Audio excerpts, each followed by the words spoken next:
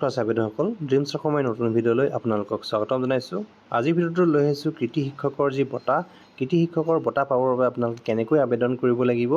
এখন নিৰ্দেশনা প্ৰকাশ কৰিছে। এই নিৰ্দেশনাখন আহিছে government of Assam, office of the director elementary of education Assam, Kahilipara Guwahati.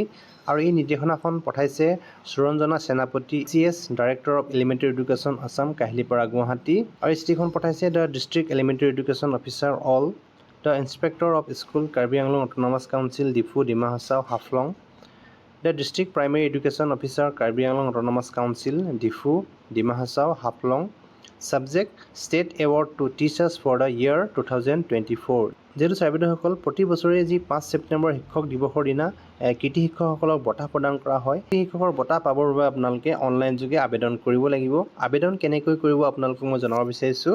Sir, with reference to the subject cited above, I would like to inform you that Secondary Education Department Assam is apex body for implementation of the scheme of the State Award to Teachers to celebrate the unique contribution of some of the finest teachers of the state on the account of Teachers Day 2024 celebration. যেহেতু 2024 বৰ্ষৰ শিক্ষক দিৱসৰ দিনা বিভিন্ন শিক্ষকসকলক যি কৃতি শিক্ষকসকলক বঁটা প্ৰদান কৰা হয়, এই বঁটা পাবৰ বাবে আপোনালোকে আবেদন কৰিব লাগিব। আবেদন কেনেকৈ কৰিব ইয়াত উল্লেখ কৰা হৈছে। In this connection, the online registration for the self-nomination by the teachers in the official website of the Government of Assam, shikshak.assam.gov.in has been opened.